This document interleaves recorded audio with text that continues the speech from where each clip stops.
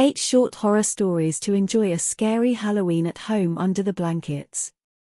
These creepy tales should be read aloud on October 31st with the lights dimmed and a lit flashlight beneath your chin. Whether you're going out trick-or-treating or spooking friends at home, there's nothing like a spot of storytelling on Halloween, and we have prepared a selection of dark tales to make your hair stand on end.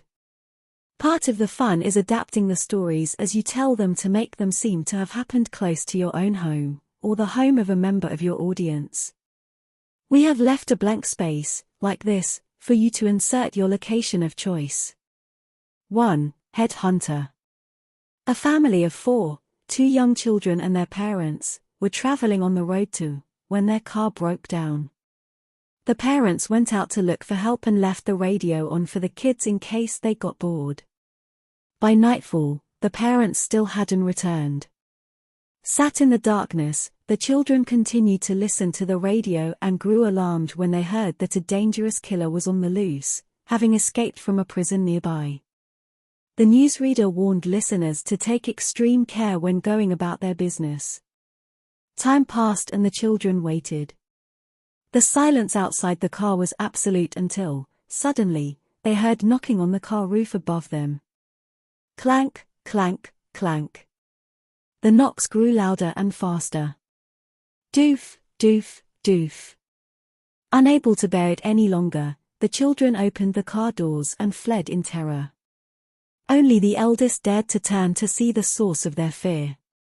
On top of the car was a large man, who was bouncing 2 objects on the top of the vehicle, the heads of the children's parents. Compiled by Camp Monitors. 2. The Madman Under the Bed. This is the story of a young girl called Sarah. As a child, Sarah was afraid of the dark and got a dog to keep her company. Subsequently, she slept peacefully knowing the dog was under her bed. If she was afraid, she only had to reach out her hand, and her dog would start licking it until she fell asleep. Years went by like this and Sarah grew up and the dog became old. One night, on the radio, she heard that a dangerous murderer was thought to be in the vicinity of. With her dog at her side, Sarah was not afraid. She got into bed, stretched out her hand and the dog, as was its wont, began to lick her. She slept soundly and, when she woke up, she was surprised that the dog was still licking. Looking under the bed, she screamed. The dog lay dead and the tongue that was so tirelessly licking her belonged to a man. Compiled by Camp Monitors. 3. The Graveyard Challenge. Several teenage girls went for a sleepover at a friend's house, taking advantage of the fact that the parents were away.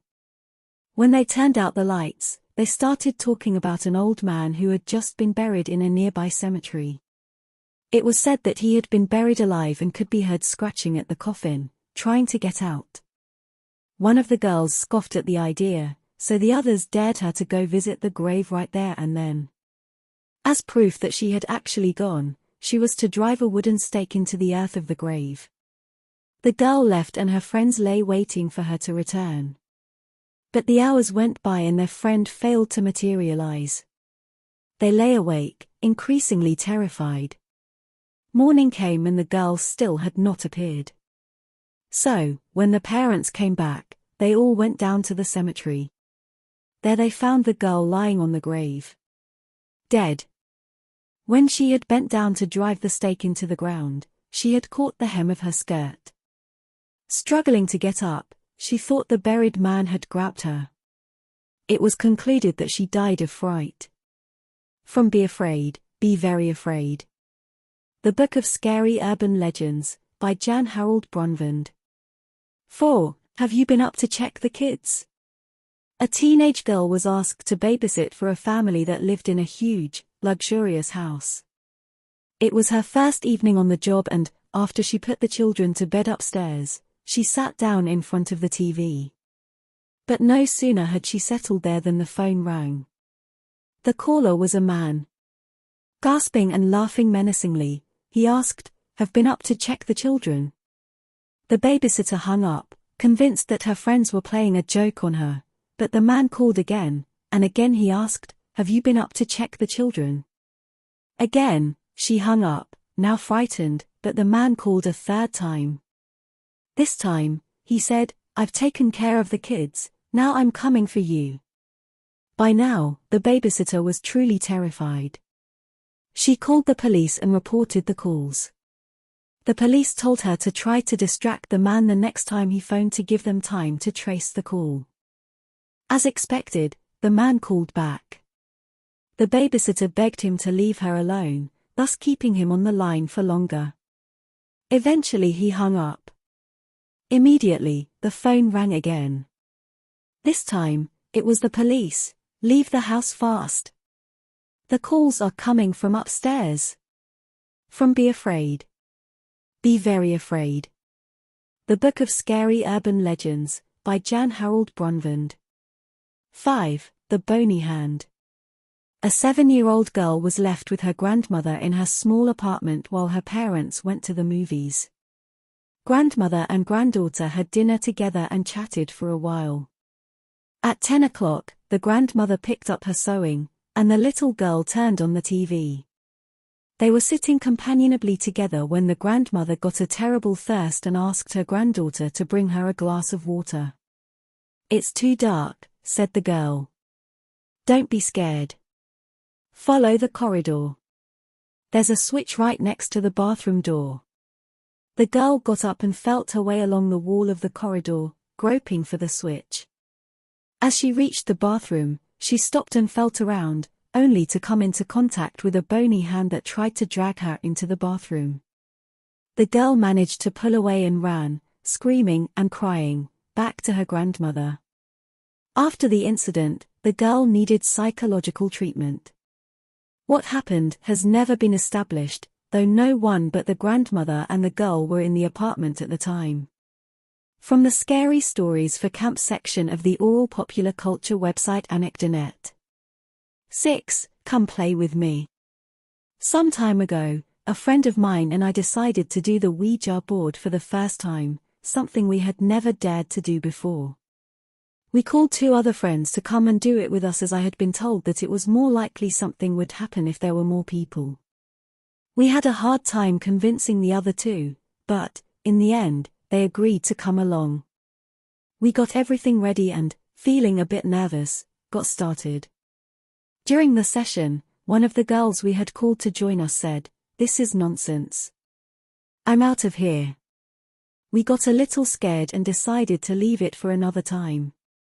After a few days, the girl who had left called me, beside herself. She said that, as she was passing a derelict house near her home on the way back from the local library, a little girl dressed in white had asked to play with her. My friend told her that she couldn't as she was in a hurry to get home, and immediately the girl began to cry tears of blood. My friend fled, and when she got home, she called me. At first, I thought she was pulling my leg, but something told me that was not the case. I began to think about the day we had done the Ouija board and how abrupt my friend had been when she had got up to leave. I didn't give it much more thought and went to bed. The next day, my friend called me because she was going to be home alone studying and, as she was scared, she asked me to keep her company. I took a bus over to hers and we settled down with our books. After a while, we heard a scratching noise behind us. We both looked up and were horrified to find that the girl she had described to me was sitting on my friend's bed, scratching the wall. We ran out of the room, and when we got to the front door, I noticed that my friend was not there, but I was so terrified, I couldn't make myself wait for her. Shortly afterwards, the police called my house to tell me that my friend had died of an asthma attack. She had been found on the stairs of her house, with a terrified expression on her face. For several months after that, I was in treatment. I am now recovering, but the other day, a note appeared in my mailbox written in a little girl's hand that read, "Your friend died because she wouldn't play with me. I have a new doll. I think it's a joke, since our story has become famous in our town, but on the other hand I'm scared.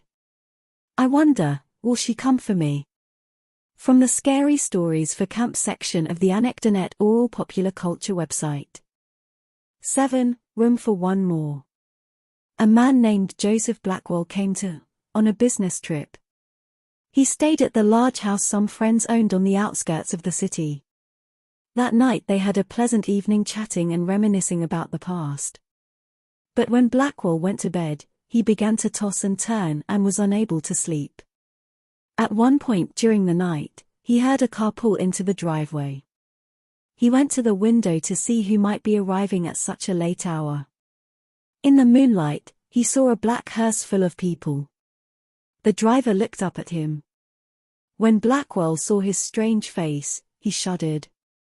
The driver called to him, "There's room for one more." He then waited a minute or two before driving off. In the morning, Blackwell told his friends what had happened. "You were dreaming," they said. "That must have been it," he replied, "but it didn't seem like a dream." After breakfast he left for town and spent the day in the offices of one of the new high-rise buildings in the city. Late in the afternoon, he was ready to go back to the house and was waiting for the elevator to take him down to the ground floor. But when it stopped at his floor, it was very full. One of the people inside looked at him and said, "There's room for one more." It was the driver of the hearse. "No, thank you," Blackwell said. "I'll wait for the next one." The doors closed and the elevator began to descend. Moments later, there was a terrible crash and shouts and screams could be heard. The elevator had collapsed. All the people inside were killed. From Scary Stories to Tell in the Dark, by Alvin Schwartz. 8 Rings on her fingers. Daisy Clark had been in a coma for over a month when the doctor declared her dead. She was buried on a cool summer day in a small cemetery about a mile from her home. "May she always rest in peace," her husband said. But that was not how it turned out. Late that night, a grave robber armed with a shovel and a flashlight began to dig her up. As the earth was still loose, he quickly reached the coffin and opened it. His hunch was right. Daisy had been buried wearing 2 valuable rings, a diamond wedding ring and another studded with a brilliant ruby. The thief knelt down and reached inside the coffin to take the rings, but they were completely stuck on Daisy's fingers. He decided that the only way to get them was to cut off her fingers. But when he took out his knife and began to saw at the flesh, it began to bleed, and Daisy began to twitch. Suddenly, she sat up. Terrified, the thief scrambled to his feet, accidentally knocking his flashlight which went out. In the dark, he could hear Daisy emerge from her grave. The thief stood frozen, clutching the knife in his hand. On seeing him there, Daisy covered herself with her shroud and asked, "Who are you?" Hearing the corpse speak, the grave robber ran. Daisy shrugged and kept walking, not bothering to look back. Seized by fear and confusion, the thief fled in the wrong direction and fell headfirst into the open grave, onto his own knife. As Daisy walked home, the thief bled to death. From Scary Stories to Tell in the Dark, by Alvin Schwartz.